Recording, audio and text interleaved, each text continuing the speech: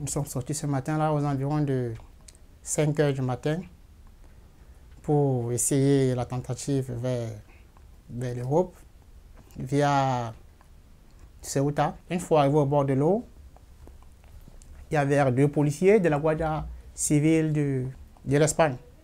Un au niveau du Mirador et un autre qui faisait la patrouille juste en bas. Quand nous sommes arrivés, on s'est jeté à l'eau ce jour. Le policier qui était en bas, il a d'abord commencé par lancer du gaz lacrymogène qui moussait, ça faisait mousser de l'eau et ça étouffait beaucoup de mes compagnons. Et celui-là tirait à bout portant sur ceux qui étaient dans l'eau.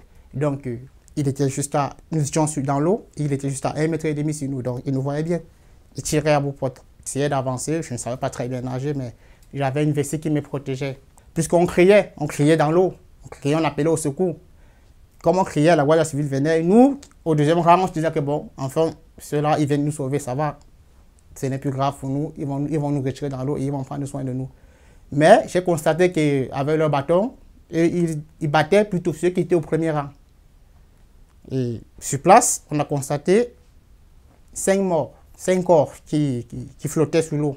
Donc, mes compagnons qui savaient bien nager, qui étaient aptes, sont rentrés dans l'eau et ont tiré les corps et ont déposé à la plage. Et nous avons été surpris que un responsable de la Guardia Civile, un policier, a ouvert la barrière, puisqu'il y a des portes. Il a ouvert la barrière et ils ont fait sortir les 23 qui avaient pu entrer du côté espagnol.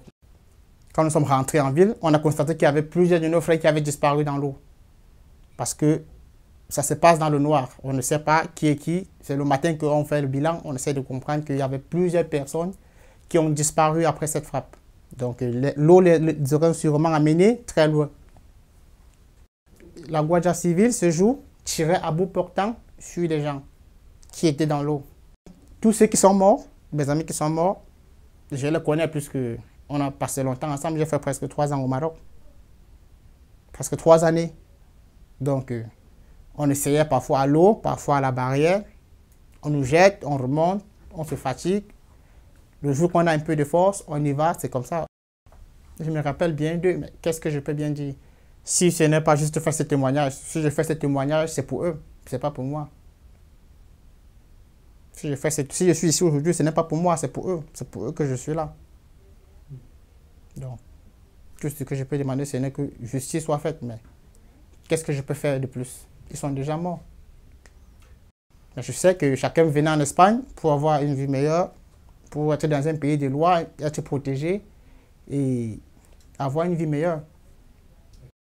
Je me rappelle juste de la dernière journée, puisque c'est toute l'image qui peut rester de moi. Je me rappelle de la dernière journée, puisque avant cette tentative, on faisait la fête la veille. Et je les revois toujours quand on parle de cette histoire, parce que je vois les corps qu'on avait retirés, je vois encore les corps posés à la plage. C'est tout ce que je me rappelle d'eux. Pour le moment,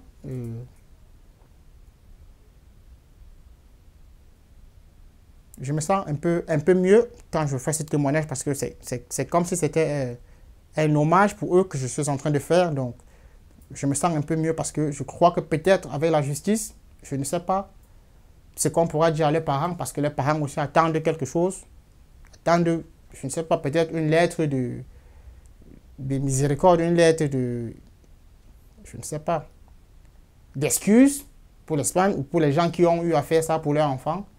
Parce que je ne veux pas parler des corps. Ils n'auront plus jamais le corps de leur enfant, ça c'est clair. Donc, je crois que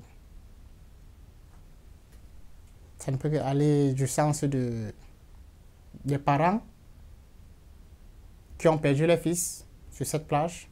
Donc, je crois que, je ne sais pas trop, je crois qu'ils attendent une lettre, soit de l'Espagne, pour s'excuser, parce qu'ils s'attendent à un mot. Ils ont déjà perdu leur enfant, c'est tout, ils ont déjà perdu. Bon. Ils peuvent être consolés par un mot. C'est ce que je crois. Et tout ce que je veux, si la justice peut être faite au niveau de la police, que justice soit faite. Tout simplement. En ce moment où j'ai appris que le procès devait être clos par le juge de la grande instance, j'ai été un peu traumatisé en ce moment parce que je crois que cette histoire est assez grandiose pour la prendre à la légère. Je crois que c'est l'histoire la plus meurtrière entre la traversée du Maroc pour l'Espagne. Donc, quand j'ai appris cette histoire, j'étais bouleversé. Juste, j'étais bouleversé parce que je ne comprends pas comment une histoire aussi importante comme celle-là, une histoire aussi affectueuse comme celle-là, peut être négligée à ce point. Je ne comprenais pas, je ne comprenais rien. Donc, j'ai été beaucoup bouleversé quand j'ai appris que cette histoire le juge voulait la déposer, voulait la fermer. Je ne sais pas trop ses raisons, je ne sais pas pourquoi. Mais tout ce que je demande, c'est que justice soit faite, c'est tout.